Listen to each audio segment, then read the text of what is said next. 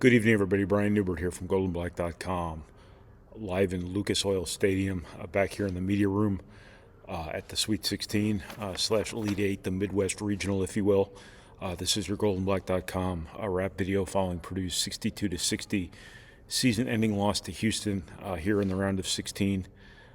This is brought to you by our friends at the Purdue Club Hotel. Thank you to them, as always, for their support. I am, once again, trying to keep my voice down a little bit. There are people working here, more serious people than me. It is also 2:34 in the morning, so how much power I actually have in my vocal cords is up for debate. So it is 2:34 in the morning, as I said, so I'm liable to say anything here. So what better idea than just turning on a camera and talking? But this game did give us a lot to talk about. Obviously, Purdue goes down, sees their season end, but they go down in style. If you're going to see your season end, you want to acquit yourself really well. And I think there's no shame whatsoever in what Purdue was able to do just now, or 2 hours ago, whatever the hell time it is now. There's no shame whatsoever in losing to a team as good as Houston the way you did. Houston is really effing good, and that is a national championship level team. That was not all that dissimilar to what Purdue faced in the national title game last year against UConn. Houston's not as good as that UConn team. 2:34 in the morning. Houston is not quite as good as that UConn team, but they are not far off. The way they guard, as hard as they play, as well as they shoot the ball, that is every bit of a national title contender, if not a national title front runner. And for Purdue to take them down to the wire the way they did, as you'll recall, Purdue did not take UConn down to the wire. Really said something about kind of this team's mettle and what this team has been capable of. You know, the season was not a straight line. Purdue lost some games early, which is a foreign feeling around Purdue these days because of how unbelievable they've been. Early in seasons, Purdue was great in January, and then Purdue just didn't quite do enough thereafter to put away some games it very easily could have won against teams it's probably better than. But I think Purdue found itself in the NCAA tournament. They were great in Providence, and it's really hard to find a lot of fault in this. This is a team that, if you're not careful, they beat you by 20 easily. And this was a game, too. I think this is important to note. With 8 minutes to go, some things went against Purdue. This fellow, Milos Uzan. Sorry, it's 2:34 in the morning. My pronunciation is, now it's 2:37. My pronunciation is probably not at its peak right now, but Milos Uzan makes back-to-back threes, puts Houston up 10. At that moment, you'd be lying if you told me that it didn't look like Houston was going to take that 10-point lead, push it to 12, 13, 14, 15, on its way to a relatively clean 16 or 17-point win, that kind of thing. But to Purdue's credit, they got a ton of stops down the stretch. They got a ton of rebounds down the stretch. Miles Colvin made a big shot with just under 7 minutes to play. Fletcher Lawyer followed that up. Camden Heide makes the two biggest threes of the game, probably, in that final 6 minutes. And Purdue takes it right down to the wire. And in the end, it kind of came down to, Purdue's limitations this season kind of showing up. Purdue, in a lot of ways, overachieved this year. I think that when you look at how this game ended on that inbound play from Houston, Purdue's had to be perfect defensively, damn near perfect defensively, systematically, playing together to make up for some of the things it doesn't have that past teams have had. Purdue has one little defensive breakdown or whatever you'd want to call that on the inbound play, and there's just nothing at the rim, as has been the case all season long, and that's what ends up kind of undoing your season. And but for Purdue to even be in that situation really spoke volumes about kind of what this team has been all about and the leadership that came from those juniors on down. And I don't think there's any shame whatsoever in Purdue's season ending this way. Again, Houston is really freaking good. Purdue did enough at times to just kind of hang in there, just kind of survive. And that is a really important winning trait for teams, is when things go to hell, you're able to just kind of hang in there and keep giving yourself a chance. And that is exactly what you saw from Purdue in both the first half and the second half, I thought. One thing lost in the big picture of this game is probably in the first half what C.J. Cox meant to Purdue, keeping in striking distance, Braden Smith finagling his way to the foul line with less than a second to play in the first half to steal 2 points right at the buzzer. That sort of stuff. A guy coming off the bench, sucker punching Houston with a bunch of shots, and Braden Smith just finding a way to steal 2 points right at the buzzer. And then Purdue's ability to get stops and rebounds one way or another, by any means necessary. In the second half, Purdue just did a good job just doing just enough to give itself a chance to make a run, to put itself back in this game. And that showed a lot of survival instinct, a lot of competitive buoyancy. I can pronounce that at 2:40 in the morning. Have you ever heard the term before, competitive buoyancy? I think I'm going to write that down, and I'm going to put a little trademark thing next to it. And I'm going to maybe even print T-shirts. I don't know, competitive buoyancy. I really like that. That just came to me just now. Competitive buoyancy. So let's roll with that from here on out. So next year when I do these videos, next season when I do these videos, we're going to do competitive buoyancy in every video if we can. So they're looking at me like I need to get out of here. So again, long story short, Purdue really acquitted itself well. We don't know how this is all going to shake out in the offseason. I don't anticipate Purdue losing any of its core guys. That's my general expectation. I try to look at things in a sober sort of way and a rational sort of way, and I just can't see why a move for Purdue's best players would make a lot of sense. There are some guys on the end of the bench that want to play. They're not here to not play, and looking for opportunities to get on the court more than they're going to get on the court at Purdue that's going to be an attractive or something they've got to consider at least. Purdue will lose players, but I think the meat and potatoes of this team, that's right, meat and potatoes. I know that probably makes you hungry. Protein and starch, if you will. The meat and potatoes of this team should remain in place. Contrary to the crap you might read on social media, should remain in place. Now, you never say never nowadays. Everything has to be qualified with you never know.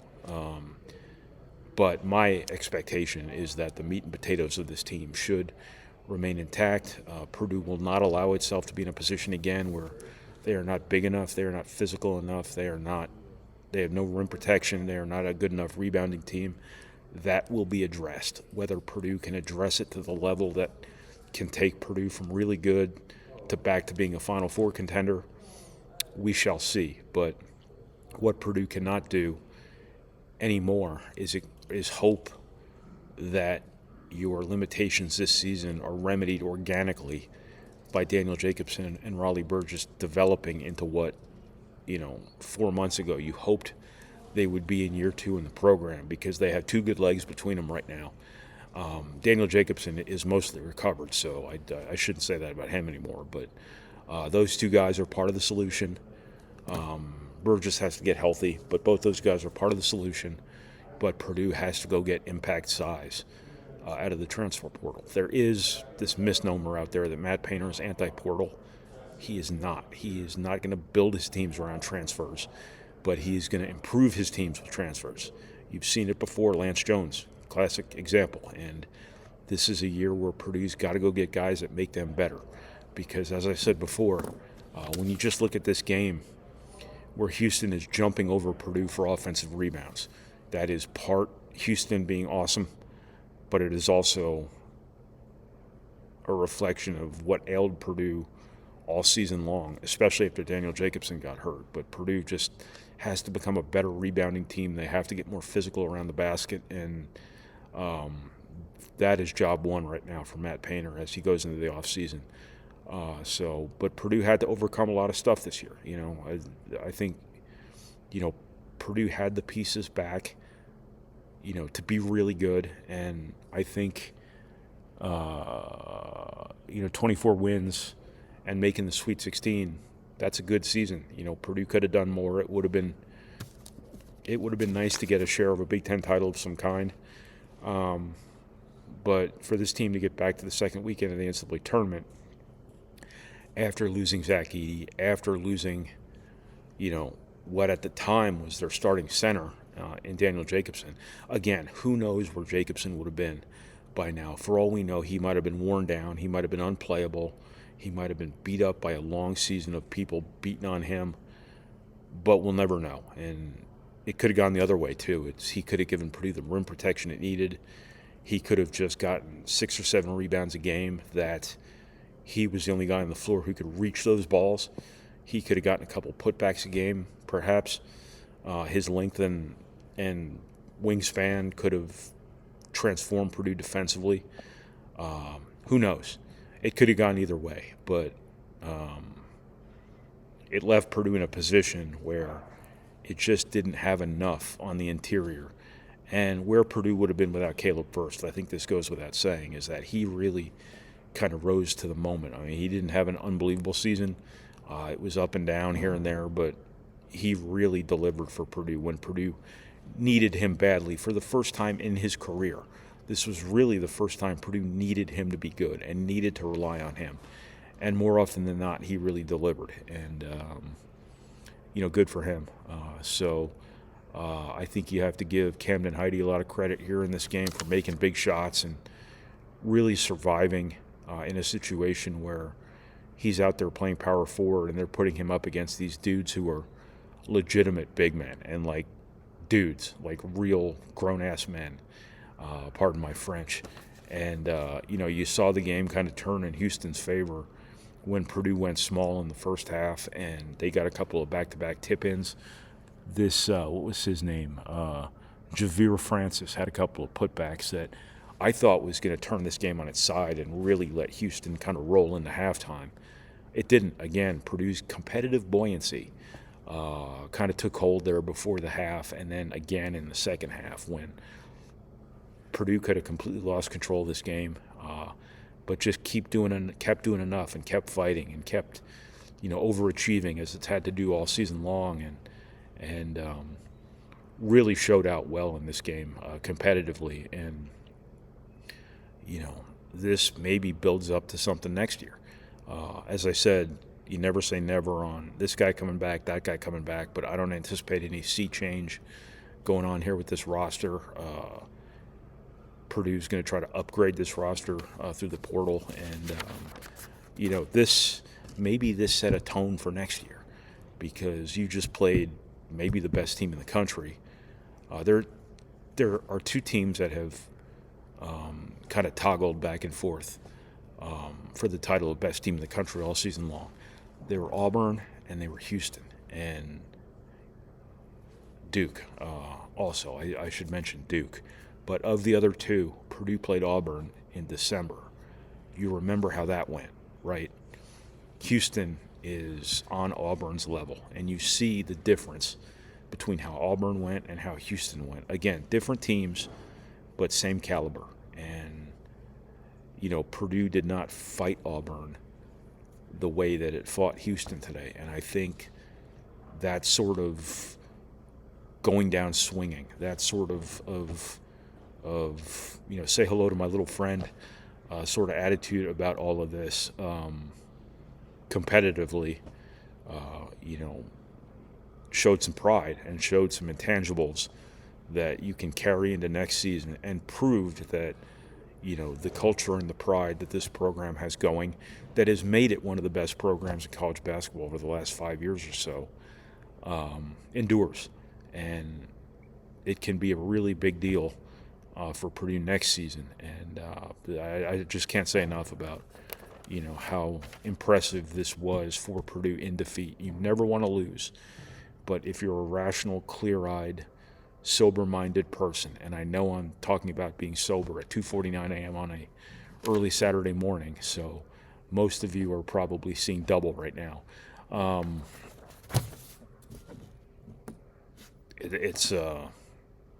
This was something to be proud of, not something to be ashamed by. You don't say that very often about failure in competitive sports, but this was, Purdue is not a participation trophy program. They expect to win games. They expect to succeed at a really high level.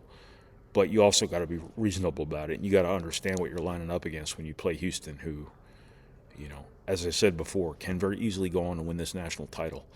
And I'm sure Tennessee people wanted to see Purdue again, but didn't want to see Purdue again. But they shouldn't want any part of Houston. I don't think anybody should want any part of Houston. They're pretty damn good. And for Purdue to take them right down to the last 3 seconds of the game, big deal. A big deal, not big deal as in the dismissive little smart-ass comment. It was a big deal, and it spoke volumes about these guys. So that's what I got. I just wanted to talk about the game here tonight. We'll follow up, beginning Saturday with some what comes next sort of coverage. I'll probably do a season wrap video since I know you guys can't get enough. Hopefully my eyes won't be quite as bloodshot by that time, but I'll be talking to you guys again, and there'll be a ton of coverage at goldenblack.com to come. So please, the season's over, but we're going to have some of our most compelling stuff to come. So if you haven't joined goldenblack.com, it's a good time to do so. Our coverage of next season starts right now. It always does. It's always my goal as a basketball coverer to win the off season. So that starts right now. So I will do everything in my power to tell you as much as I can tell you about Purdue's outlook for next season, how the process goes, what all goes into the process now with all the stuff that's changed in college basketball. So please stay tuned to goldenblack.com. And next time you need a hotel, please visit the Purdue New Club Hotel. We appreciate all their support once again this year. They have been really good to us, and they'll be really good to you if you need lodgings next time you're at Purdue University for an overnight trip. So look, that's what I got from Purdue's 62-60 Sweet 16 loss to top-seeded Houston. Thank you for watching. Thank you for listening. Thank you for reading. And thank you for processing our materials. However it is that you process those materials, and no matter how mispronounced and misenunciated those materials might be due to overwhelming fatigue. So thanks, everybody. Take care.